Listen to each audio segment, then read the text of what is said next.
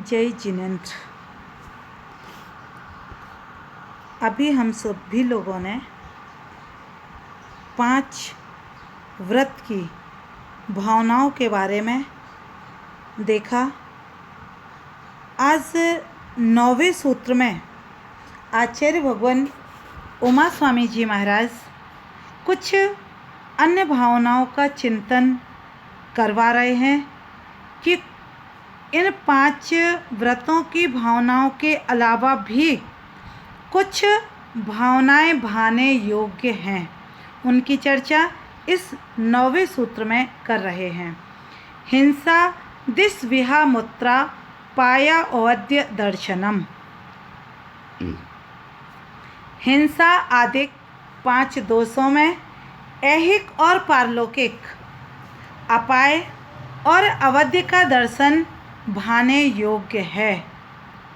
ये जो भावना आचार्य भगवान ने कही है 9वें सूत्र में, इसमें हिंसा आदि पापों से विरक्त होने की भावनाएं बता रहे हैं कि जीव इन पापों से कैसे विरक्त हो, कौन सी भावना भाए जिससे वह पापों से विरक्त हो जाए। तो जो हिंसा आदि पाप हैं, इनसे इहलोक और परलोक, इहलोक का मतलब इसलोक और अमूत्र का मतलब परलोक, इसमें अपाय और अवध्य। अपाय का मतलब होता है नाश, मतलब जो जीव हिंसा आदि पापों में लगा होता है वह कभी स्वर्ग को प्राप्त नहीं करता और मोक्ष भी उसका नहीं देखा जाता है। दूसरी चीज़, जो जीव हिंसा आदि 5 पापों में लिप्त रहता है उसकी इस लोक में भी और परलोक में भी निंदा होती है। अपाय का मतलब होता है स्वर्ग मोक्ष की प्रयोजन भूत क्रियाओं का विनाश करने वाली अशुभ प्रवृत्ति, ये क्या है? अपाय है। और अवध्य क्या है? अयोग्य, निंदनीय और दुखमय जो पाप प्रवृत्ति है वह अवध्य कहलाती है। आगे सूत्र में आचार्य भगवान कह रहे हैं दुख मेव वाह। अब जो ये 5 पाप हैं, हिंसा, झूठ, चोरी, कुशील और परिग्रह, ये 5 पाप दुख रूप ही हैं। अब दुख रूप क्यों है? क्योंकि इन 5 पापों के करने में आकुलता रूप परिणाम होते हैं, इसलिए दुख ही कहे गए हैं। क्योंकि आकुलता में दुख है और निराकुलता ही सुख है। ये 5 पाप आकुलता रूप होने से दुख ही कहे गए हैं। तो इस प्रकार इस 9वें सूत्र में आचार्य भगवान ने हिंसा आदि से विरक्त होने की भावना कही है। ये 5 पाप दुख रूप ही हैं क्योंकि आकुलता रूप से हैं और इस लोक में भी दुख रूप है और परलोक में भी दुख रूप है। स्वर्ग और मोक्ष का नाश देखा जाता है। जो इन 5 पापों में लिप्त रहता है उसके स्वर्ग और मोक्ष का नाश देखा जाता है और उसकी कोई प्रशंसा नहीं करता। जो इन पापों में लिप्त होता है उसकी दुनिया में कोई भी प्रशंसा नहीं करता है। निंदनीय पना ही इन पापों के साथ देखा जाता है। इसलिए हमें हमेशा अपनी आत्मा की इन पापों से रक्षा करनी चाहिए। आगे आचार्य भगवान कह रहे हैं कि व्रति के चिंतन योग्य कौन कौन सी भावनाएं हैं। सो आचार्य भगवान ने सूत्र दिया मैत्री, प्रमोद, कारुण्य, माध्यस्थानी च सत्व गुणाधिक क्लिश्य माना विनयेषु। मतलब प्राणी मात्र के प्रति मैत्री भाव होना चाहिए। जो गुणों में अधिक हैं उनमें प्रमोद भाव आना चाहिए, और जो क्लिश्य मान हैं उनमें करुणावृत्ति होनी चाहिए, और जो अविनयी हैं हमेशा सबका अनादर करते रहते हैं, जिनके अंदर भाषा समिति नहीं है, जिनके अंदर बोलने आदि की कोई अच्छी शैली नहीं है, किसी का विनय नहीं कर पाते, ऐसे जीवों के प्रति हमें माध्यस्थ भाव रख लेना चाहिए। अब इनके बारे में थोड़ा सा हम और डिटेल समझते हैं। ये जो 4 भावनाएं कही गई हैं ये व्रती के चिंतन योग्य भावनाएं हैं। व्रती जीव को हमेशा इन भावनाओं का चिंतन करना चाहिए, जिससे उनके व्रतों में स्थिरता बनी रहे। एक तो हो गया मैत्री, पहली भावना हो गई मैत्री। मैत्री का मतलब होता है हमारे मन में ऐसा भाव रहना चाहिए कि किसी दूसरे को हमारे कारण दुख ना हो। हम अच्छा कर रहे हैं लेकिन फिर भी सामने वाला दुखी हो तो वो उसका विषय है, लेकिन हमें प्रयास करना चाहिए कि हम अपने कारण किसी को दुखी ना करें। और ये मैत्री भाव जो है ये किनके प्रति होना चाहिए? सत्व। सत्व का मतलब होता है 4 गतियों के सभी जीव, 4 गति के सर्व जीव जो हैं उनके प्रति हमारा मैत्री भाव होना चाहिए। प्रमोद भाव, प्रमोद भाव का मतलब होता है प्रसन्नता के साथ भक्ति और अनुराग। कोई गुणीजन दिख जाए हमें, अब किसके प्रति ये प्रमोद भाव होना चाहिए? गुणीजन। कोई हमसे गुणों में अधिक जीव यदि हमें दिख जाए तो हमें सम्यक दर्शन आदि गुणों में जो अधिक जीव हैं उनके प्रति प्रसन्नता का भाव दिखना चाहिए। वो यदि सामने दिख जाएं तो तुरंत उनको देख करके मुस्कुराना, हाथ जोड़ के उनकी विनय करना, उनके चरण छूना, ये हमारे अंदर जो प्रमोद भाव है, प्रसन्नता का भाव है, यह आना चाहिए गुणीजनों को देख करके। तीसरी बात आती है कारुण्य भावना। कारुण्य भावना का मतलब होता है दया, और दया किसके प्रति होनी चाहिए? जो दीन दुखी जीव हैं उनके प्रति दया का भाव होना चाहिए। और चौथी भावना कह रहे हैं माध्यस्थ भावना।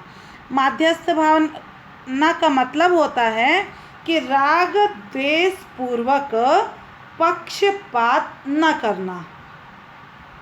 न आपसे राग है और न द्वेष है। जो व्यक्ति अविनयी है, जिसको बोलचाल के तरीके मालूम नहीं है कि किससे कैसे बात करनी पड़ती है, विपरीत आचरण कर रहा है, उसके प्रति हमें न राग रखना और न द्वेष भाव रखना। दोनों से दूर, न आपसे राग और न आपसे द्वेष, कोई पक्षपात नहीं, बस मध्यस्थ भाव है, जो आपका मन हो सो करो। तो जो अविनयी हैं, अविनयी कौन कहलाते हैं? जिन वाणी सुनने का गुण नहीं होने वाले, जो हठाग्रही हैं, जिनको जिनवाणी के प्रति कोई श्रद्धा भाव नहीं है, ऐसे हठाग्रही जीव जो हैं उनके प्रति मध्यस्थ भाव रखना चाहिए। आगे आचार्य भगवान कह रहे हैं जगत काय स्वभावौ व संवेग वैराग्यार्थम। संवेग और वैराग्य के लिए जगत के स्वभाव और शरीर के स्वभाव की भावना करनी चाहिए। मतलब क्या हुआ कि पहले अपन समझें जगत क्या चीज़ है। जगत जो है, जीव जिसमें भ्रमण करे वह कहलाता है जगत। और काय यानी होता है शरीर। तो इस संसार जो है जिसमें जीव भ्रमण करता वो क्या है? संसार है। चाहे हम जगत कह लें और चाहे हम संसार कह लें, एक ही बात है। तो संसार के लिए, संसार के बारे में, और काय यानी शरीर, शरीर के बारे में हमें इनके स्वभाव का चिंतन करना चाहिए। ये जो भावना कही गई है ये व्रतियों को वैराग्य बढ़ाने के लिए है। जो व्रती जीव है वो यदि संसार का चिंतन करेगा और शरीर का चिंतन करेगा तो उसका वैराग्य और अधिक बढ़ेगा।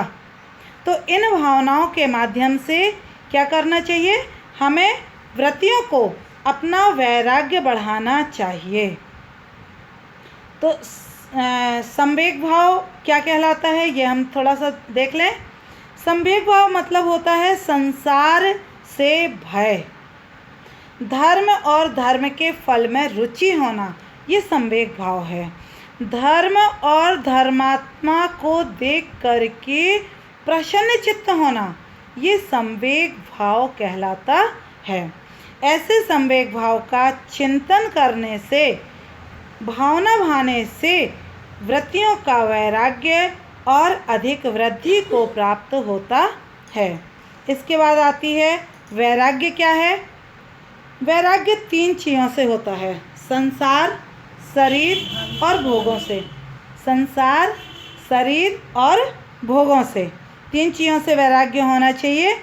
इन तीनों का जो वैराग्य है वह व्रतियों को और वैराग्य बढ़ाता है। इनका चिंतन, संसार का चिंतन, शरीर का चिंतन और भोगों का चिंतन, क्योंकि इस संसार में हम देखते हैं चारों तरफ दुख ही दुख दिखाई देता है।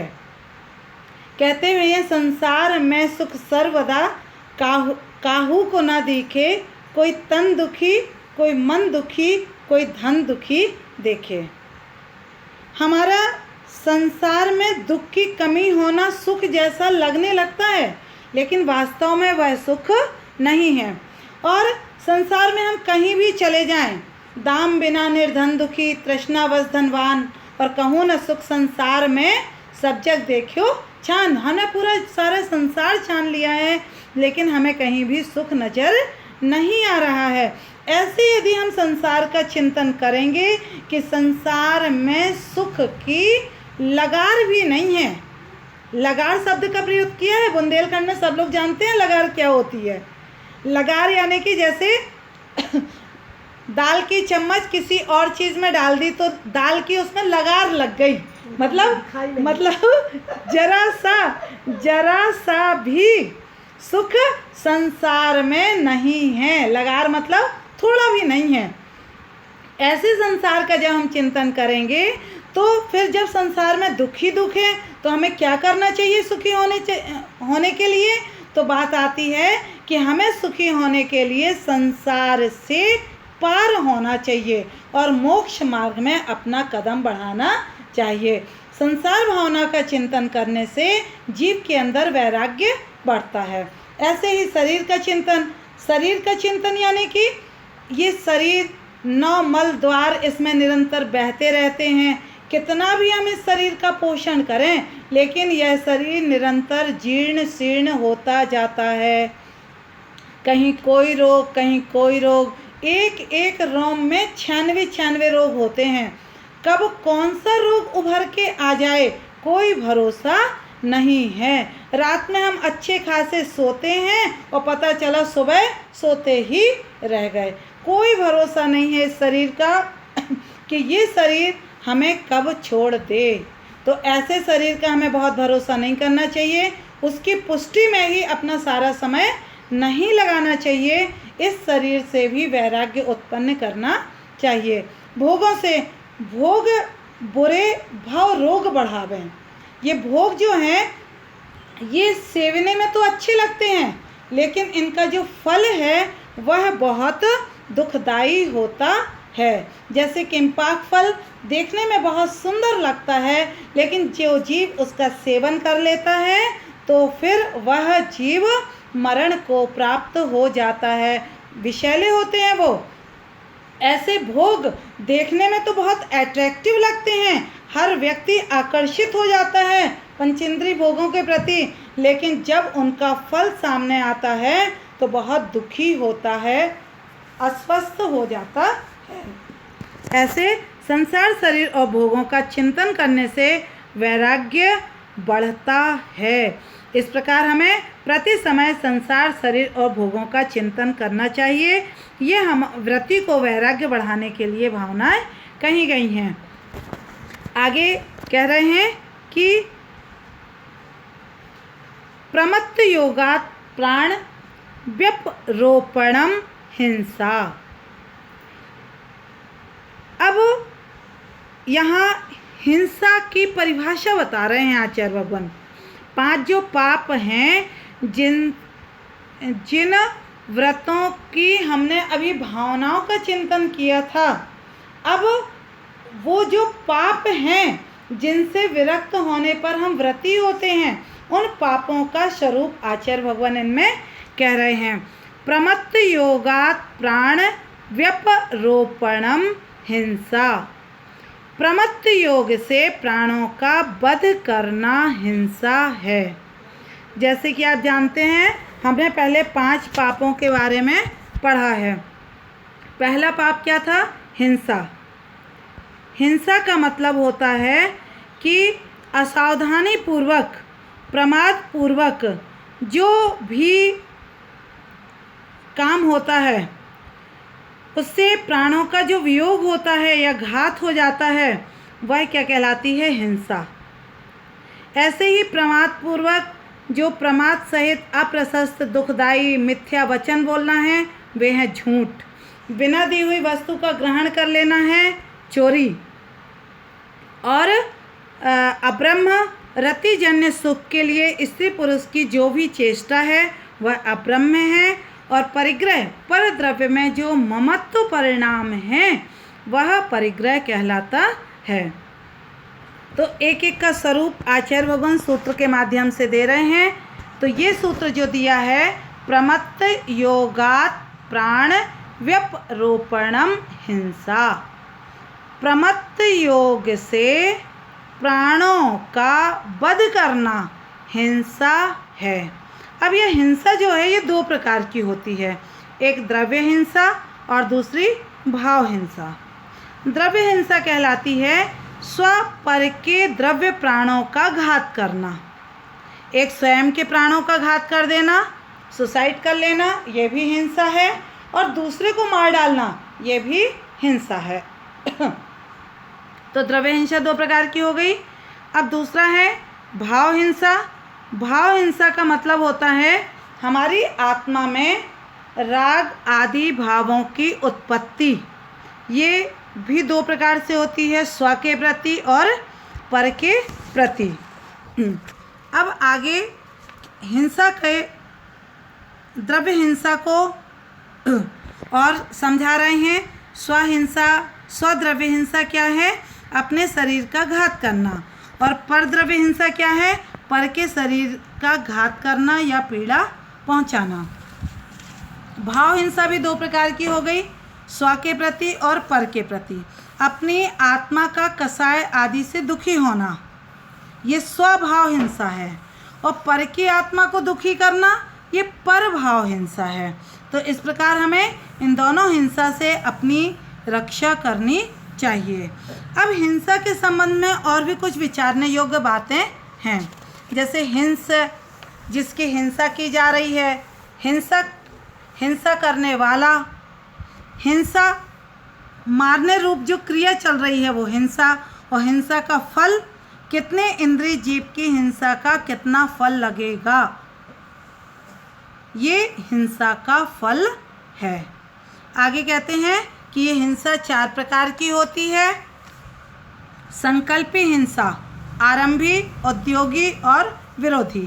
संकल्पी हिंसा का मतलब होता है कि जानबूझकर मारने का भाव, शिकार आदि करना इरादा पूर्वक, ये संकल्पी हिंसा है। सभी गृहस्थ का घर में रहते हुए भी 4 प्रकार की हिंसाओं में से संकल्पी हिंसा का त्याग होना ही चाहिए कि हम किसी भी जीव को संकल्प करके नहीं मारेंगे। चाहे हमारे घर में सांप बिच्छू भी निकल आए तो भी हम उसको मारेंगे नहीं, उसको हम पकड़ के कहीं बाहर अलग करवा देंगे, लेकिन हम मारेंगे नहीं। आरंभी हिंसा का मतलब होता है गृह संबंधी कार्यों में होने वाली हिंसा, ये आरंभी हिंसा है। लेकिन एक गृहस्थ के लिए इसका त्याग करना अशक्य होता है, क्योंकि घर में रहेगा तो उसको झाड़ू भी लगानी पड़ेगी, पोंछा भी लगाना पड़ेगा, सब कुछ करना पड़ेगा, भोजन पानी बनाना पड़ेगा, तो ये आरंभ सारंभ के कार्य में हिंसा होगी। लेकिन विवेक पूर्वक करेगा वह सारे काम देख सोच कर सारे काम करेगा, मर्यादित काम करेगा, तो ये आरंभी हिंसा में विवेक रखेगा। इसी प्रकार उद्योगी हिंसा जो है, व्यापार आदि के संबंधित कार्य में होने वाली हिंसा जो है, यह भी गृहस्थ त्याग नहीं कर सकता, अशक्य है इसका त्याग करना, लेकिन फिर भी विवेक रखेगा। चमड़े आदि के व्यापार नहीं करेगा, जूते चप्पल आदि के व्यापार नहीं करेगा, हिंसा कारक जो दवाइयाँ आदि हैं, कीटनाशक आदि औषधियाँ, इनको नहीं बेचेगा। इस प्रकार व्यापार भी करेगा तो विवेक पूर्वक करेगा। इसके बाद है विरोधी हिंसा। विरोधी हिंसा होती है देव शास्त्र गुरु आदि की रक्षा संबंधी अनिच्छा पूर्वक जो किया जाता है, वह होती है विरोधी हिंसा। देवशास्त्र गुरु की रक्षा के लिए, स्वयं की रक्षा के लिए जो विरोध किया जाता है, वह विरोधी हिंसा है। यह भी अनिच्छा पूर्वक करता है, लेकिन पूर्ण रूप से एक श्रावक का त्याग नहीं होता है। लेकिन साधु जो है वह चारों प्रकार की हिंसा से विरत होता है। अब जैसे हिंसा संबंधी कुछ और बिंदु आपके सामने हैं। सावधानी पूर्वक चलते हैं मुनराज तो भी जीवघात होने पे भी हिंसा नहीं होती, लेकिन श्रावक असावधानी पूर्वक कार्य करता है और जीवघात न होने पर भी उसे हिंसा का दोष लगता है। इसलिए हिंसा से बचने के लिए हमें प्रत्येक कार्य को सावधानी पूर्वक करना चाहिए। यही अहिंसा अनुव्रत है कि हिंसा भाव के स्थूल त्याग को, मतलब हिंसा के एक देश त्याग को, या फिर कहें हम त्रस हिंसा का त्याग व स्थावर हिंसा की भी व्यर्थ में हिंसा न करना,